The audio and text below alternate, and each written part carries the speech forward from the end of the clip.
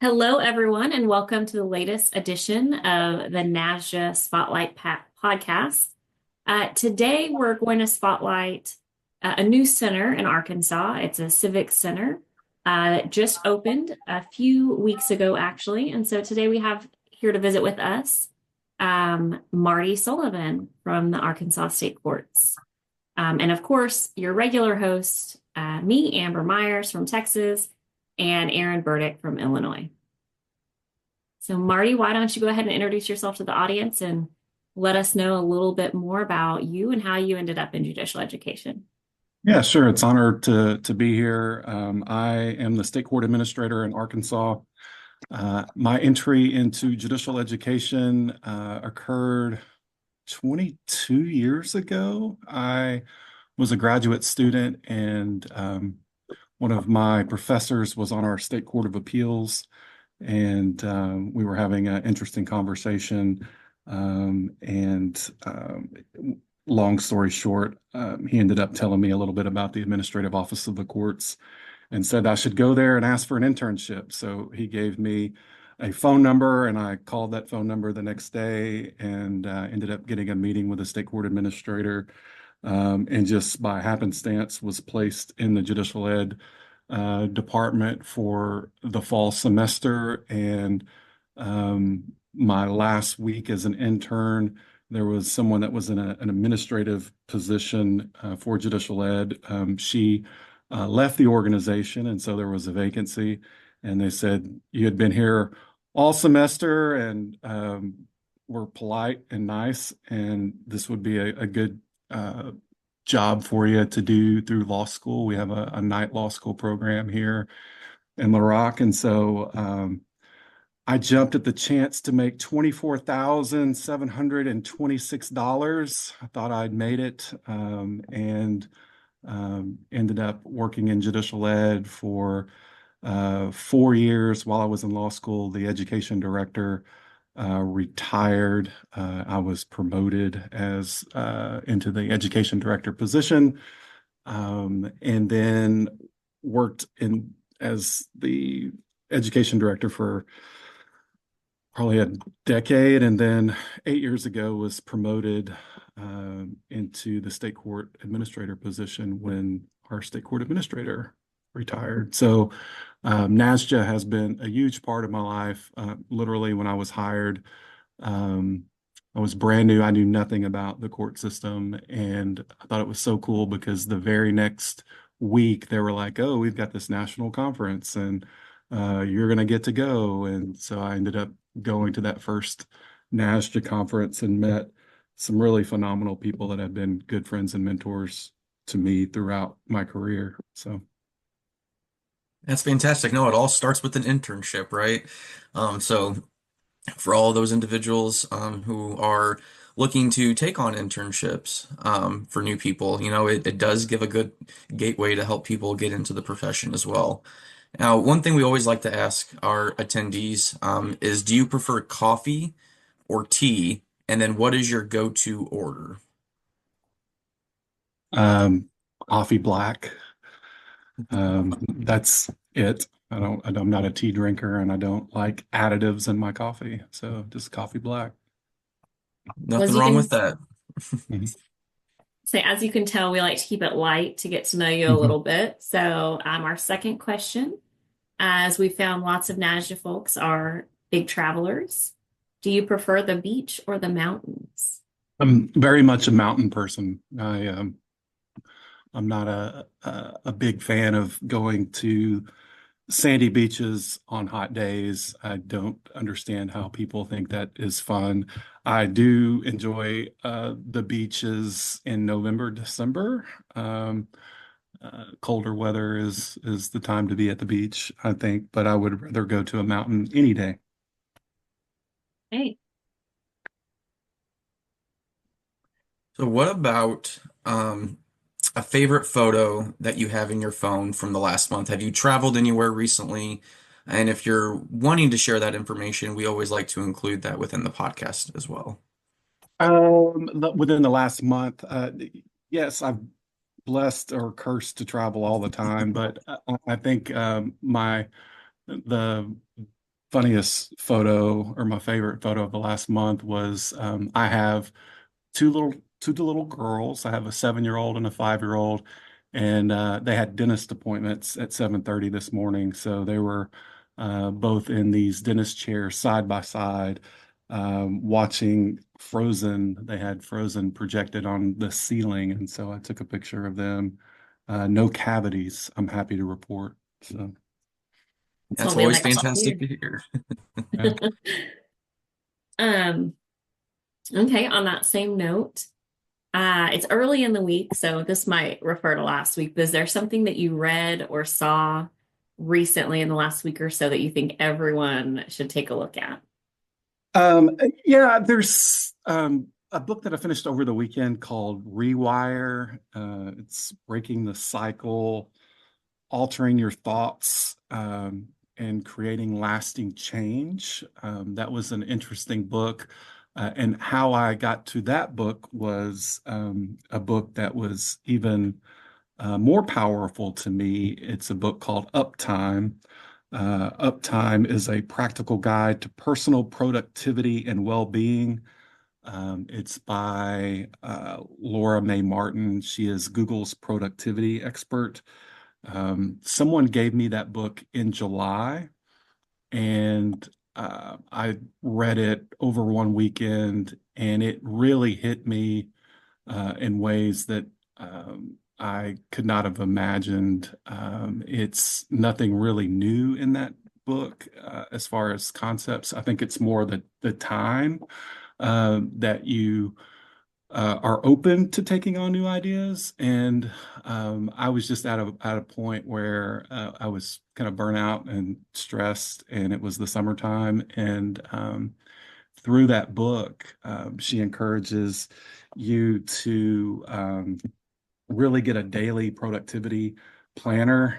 And the one that I chose was the Lux LUX productivity manual. And I got this back in July and really have done it every day since then. It gives you like practical tips on taking 10 minutes each night to kind of meditate on the next day, the following day, and to write out your schedule and to kind of give it some thought and set personal goals.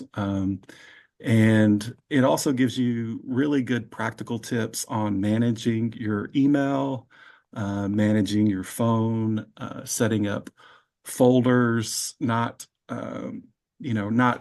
checking every email when it comes in, or even every text message that you receive, just to do that kind of multiple times in a day and really kind of schedule it. So I started doing that. Another practical thing that they recommended was you should rank the top 3 things in your life, and then go back and look at your calendar over the last year and see how much time you're scheduling for the things that you say are the most important things in your life. And you'll be shocked at how much time you're not scheduling for the important things in life. And one of the things that I became really aware of doing one of those little quizzes was I have always hated running. I hated running, but I used it as a self-preservation, self-motivating thing for many, many years. I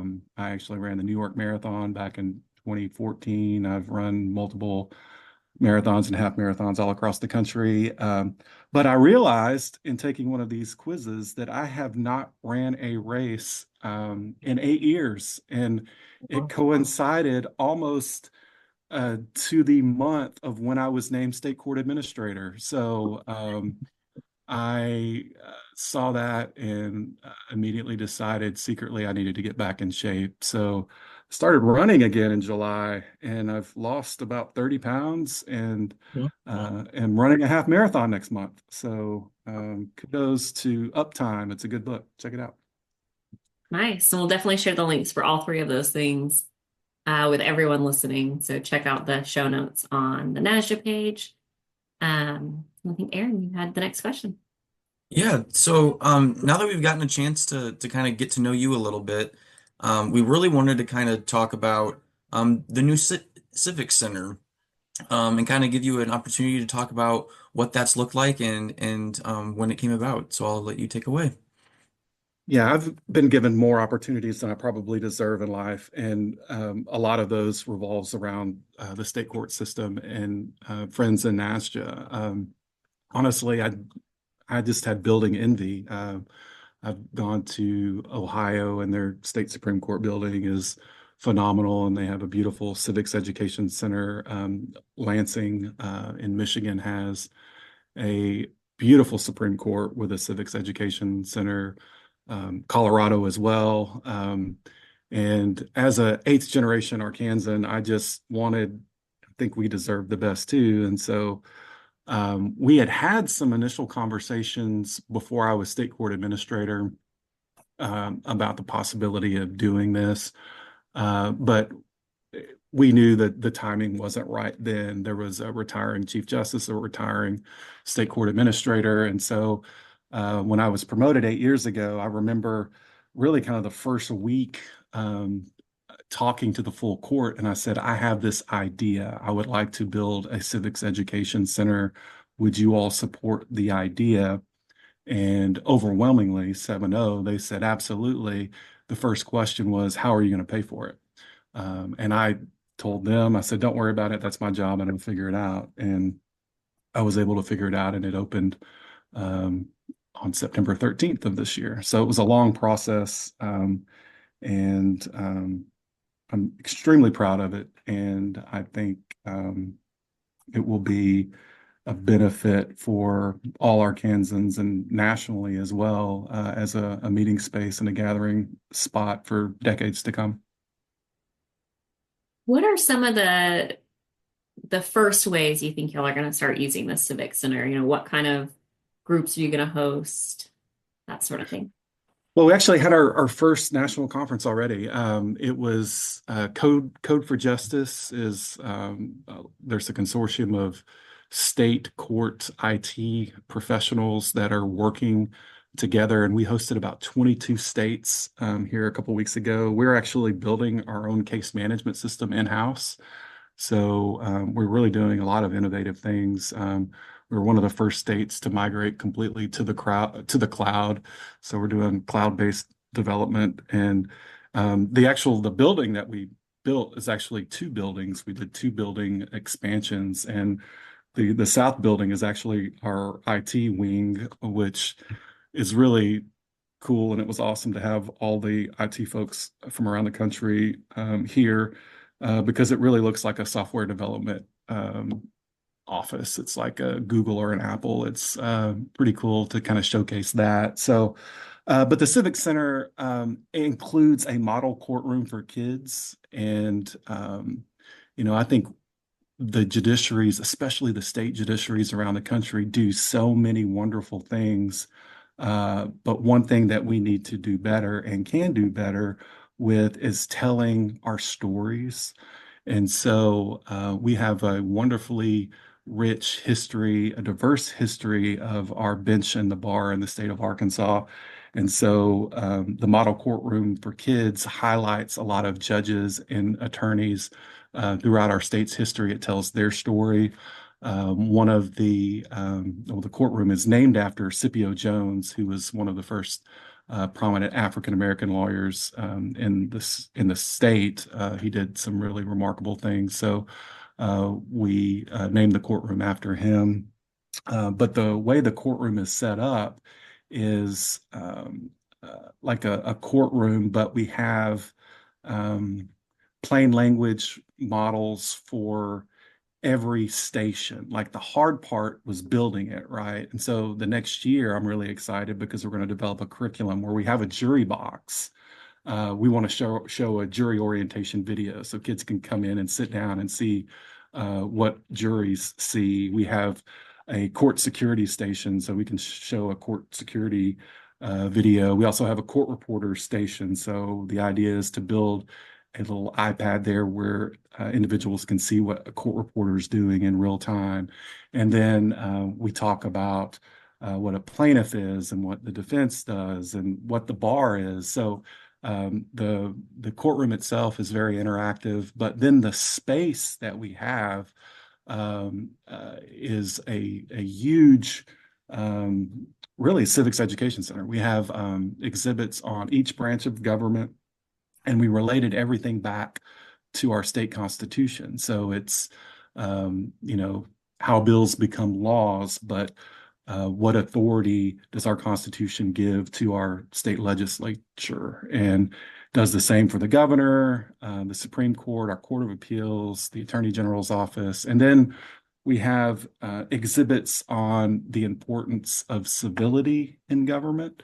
The Civic Center is literally 50 yards from our Capitol. It's glass. It overlooks the Capitol. It's extremely beautiful. And again, I think that gives us an opportunity to let Arkansans know that come in the facility that civility is important. Everyone that's elected over there, they're Arkansans. This is not Washington, D.C.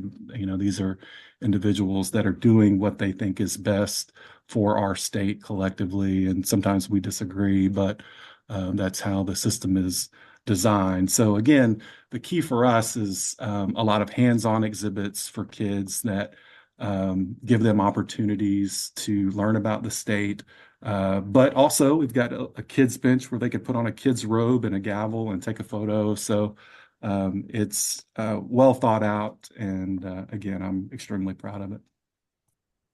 Yeah, there's so many good things that you've mentioned there, and I think that for the community, it's going to be such a huge impact in being able to get civics educations out, especially to kids throughout middle schools and high schools. I think that's going to be such a valuable resource, and I like the idea of having the kids put on a robe and a gavel because who knows, someday they may become a judge, and to have that photo to promote what you guys are doing there is really going to be a really cool thing to see. So I don't know if Arkansas is in the plan for NASJE to come in the next few years, but I might be an advocate to try and encourage that just to come and check it out.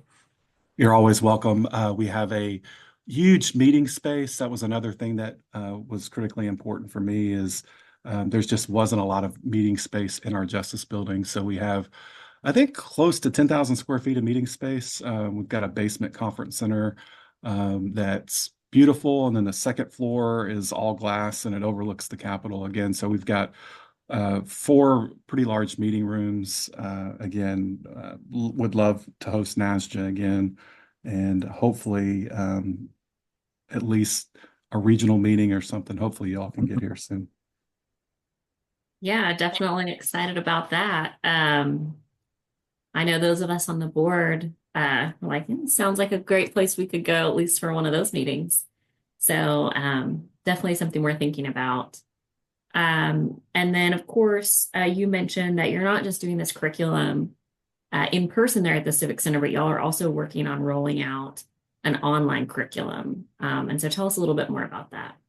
Sure. I'm really excited about that because, again, Little Rock is right in the center of the state. It's really a 3.5 hour drive from, kind of the furthest point in the state. We realized that not all kids are going to have that opportunity. So it was very important for me to establish a online presence. So we are in talks with the Sandra Day O'Connor Foundation. They do remarkable work on civics education. The goal is to partner with them, and hopefully next summer we're going to host a civics education curriculum rollout for our teachers in Arkansas. And so we're excited about that possibility. And we also want to develop a curriculum around the courtroom and have it online where kids can view it. Another thing that we did that was a lot of fun for me is there are 7 members of our Supreme Court. Ironically, I knew all 7 of them before any of them were on our state Supreme Court. I've actually been in the building longer than any of our state Supreme Court justices, which is terrifying. But I knew all of these individuals before they became justices, and I knew many of their journeys to become lawyers and judges. And so we developed a video series where we just ask each justice to tell why they chose the law. And hopefully that will inspire kids and kind of demystify being a judge or going to law school. Because I think with the right support network, anybody can go to law school and anybody can certainly become a judge potentially. So one of the stories that really I think resonated is our Chief Justice was arrested as an undergraduate. He was involved in a minor accident, and it escalated, and he was arrested and did not have the $100 for bail. And he tells a story. He said, "It was one of the most helpless feelings that I ever had, and I decided right then and there to go to law school to protect my rights." And so, again, I think it's those personal stories that hopefully will resonate with kids and will give them some motivation that they too can do this. That's really cool. Especially to have that personal connection and see different folks from different walks of life end up in that robe. I think that's really important for those kids that don't only think that's an option. So, our next question is for you. What is your goal for this year? It sounds like you've got a lot that you've been working on based on your books. And it can be personal or professional or both. Yeah, I'm a list person, goal-oriented person, and have been really blessed to uh, have a lot of really cool experiences and do a lot of really awesome things. I think two goals that I'd like to wrap up this quarter. One is I mentioned to do the half marathon next month. I want to go ahead and knock that out just because it's been so long, and I'm kind of curious to see my time, like it's literally been 8 years. So like I've aged a lot in 8 years, but I feel like I could run just as fast. So we'll use that as a benchmark next month. And then um, those that really know me know that I have a really impressive baseball card collection. I collect signed 1933 Gowdy baseball cards, they're the first bubblegum cards. Mhm. I've been writing a book about the 33 Gowdy set for a couple of years, and it's really close to being wrapped up. So I would like to finish it by December so it could come out in 2025. So I'll shamelessly plug my Instagram account. It's at signed 1933 Gowdy, Goudey. It is, I think, the coolest baseball card set of all time. It's the first bubblegum set. There's 240 cards in the set. I have 220 of them autographed. I have the most complete autographed 33 Gowdy set known to exist. And my goal is to have it displayed at the Baseball Hall of Fame in 2033. So those are a couple of things that I'm always working on. No, that's wonderful. I mean, I think that's a really fantastic goal. To think that you've had those signed for 100 years at that point, in 2033, that's really impressive. Yeah. Um, so one thing we always like to kind of wrap up and end with our guests is what are some of the or what's the best advice that you've heard, whether Yeah. professionally, personally? Yeah, I think it's professionally blends personally. I mean, I often say, I've been in this building 23 years almost, and I've had the best days of my life in this building and the worst days of my life in this building. So, advice that resonates with me is, treat people the way that you want to be treated. And, there are tons of peaks and valleys in life, and it's important to understand that. Not only people within your organization are going to have peaks and valleys, but you yourself are going to have peaks and valleys. And I remember the first day that I was announced publicly that I was going to be the state court administrator.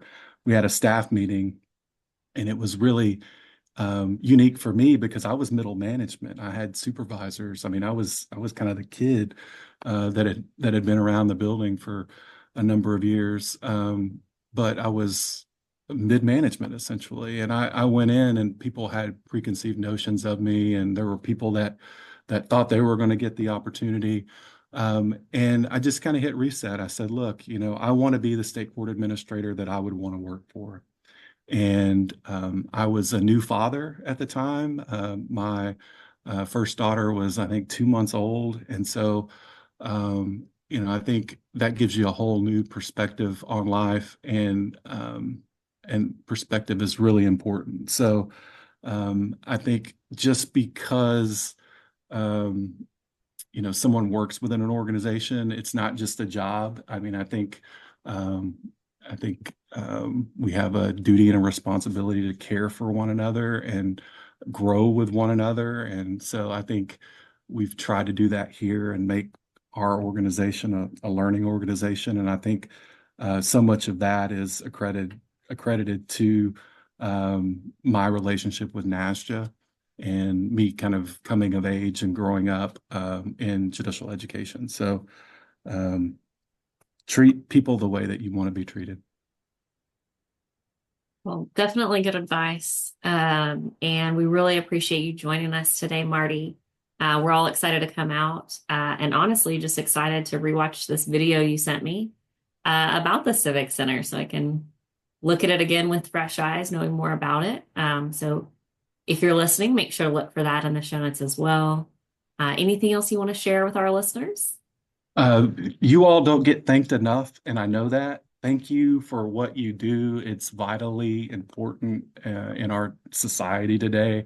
And I believe in public service. I believe in public good. I believe in government, and you all are doing amazing things to help ensure equal justice under the law all across this country. And you're an inspiration, and you all should be thanked way more often than you are. So, as the representative of Casca, thank you for the work that you do, and it's very, very appreciated. Awesome. Well, we hope to see you soon in Arkansas or perhaps NASJE in Philly.